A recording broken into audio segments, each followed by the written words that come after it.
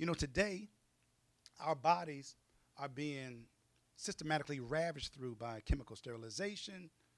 Our bodies, or the consumption of genetically modified food, the consumption of pharmaceutical medicine, it is killing our bodies. Our culture is being completely decimated, you know, through the outright murder of African people, through the homosexuality and lesbianism, through the system of abortions. It's genociding our culture.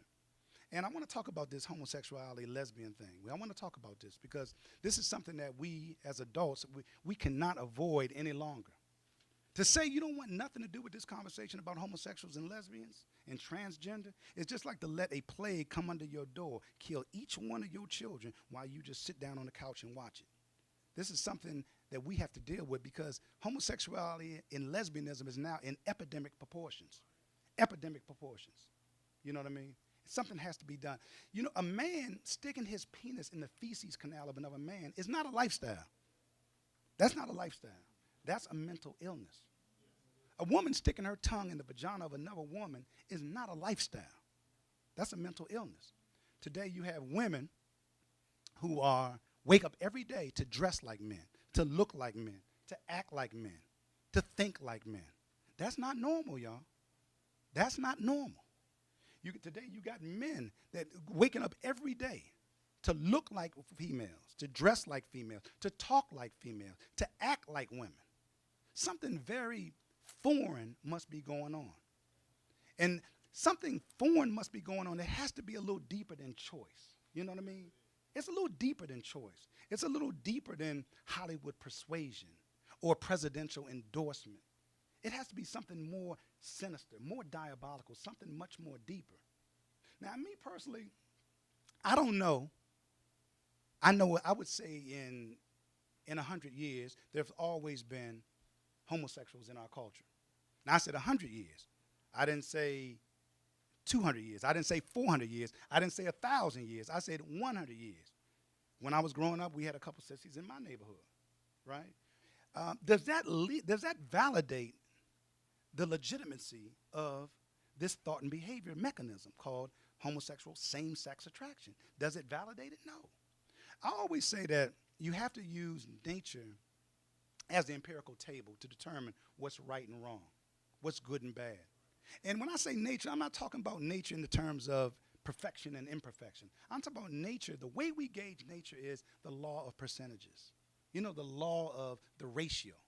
You know, if I have an apple tree, and the apple tree produces 400 ripe apples, and it produces 4 rotten apples, and I know that the ripe apples give me the nutrients I need to build my body up so I can be strong and I can live freer and I can live naturally, then I know that the purpose of the tree is to produce ripe apples for me to consume healthy food so I can get the nutrients, I can build my cellular structure up, and I can live healthy. Now, if I eat the 4 rotten apples, I'm going to get sick, right? So that tells me that the ratio, right, 400 to 4 means that the purpose of the tree is to produce ripe apples. And those 4, I don't know about those 4. I just know that they're not good for me because they cause a defect, a disease in my body. So am I going to throw them away? I'm going to throw them away. Am I telling you to throw your homosexual kids and lesbians away? No, but what I am telling you to do is to throw their lesbianism away, throw their homosexuality away. It's not allowed in my house. Now, if you need to develop the skills to talk to your children, you got to talk to them early. And if you give them a thorough explanation about procreation, your kids will never be gay. You got to talk to them early. That's what we're missing out here. We got to talk to them early. Let me tell you something. I've been inside the temples in Kemet. I've been in museums in Zimbabwe. I've been in museums in Nigeria. I've been in museums in Benin. I've been in museums in Gambia, museums in Senegal, museums in Soweto, museums in South Africa. And I have never seen, these are old histories that I'm examining. Old history. I got to translate it if I don't understand what I'm looking at. And nowhere in our history, especially at the beginning, is there any sign of same-sex attraction. Not any sign of it.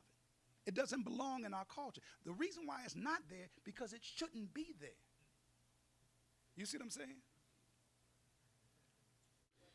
You know, my thing is, here's what I think. I think that you can actually talk to your children while they're in the womb. You know, talk to your children about homosexuality while they're in the womb. Talk to your children about integration. Talk to your children about Africanism. Talk to your children about who they are. You know what I mean? Learn their sign astrologically. Learn who they are. Study it perfectly. Talk to and communicate with them. Now, outside the womb, a good age to start is 3, 4. Before they go to preschool, before they go to daycare, before they're exposed to different energies. You know what I mean? And then talk to them again at 6. So you can go back and cover up what you just talked about, because now they're exposed to different energies. So, but my whole thing is to talk to them in the womb. Yes, sir, brother.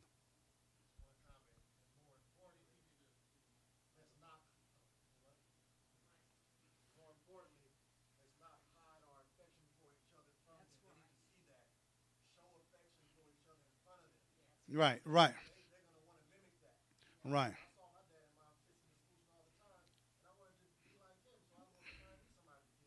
right, right, exactly, and right, right, right. But that's part of the strategy to divide the African man and the African woman at the house level. You know what I mean? That's part of the strategy. You know, then we go into other sociological issues like the drugs.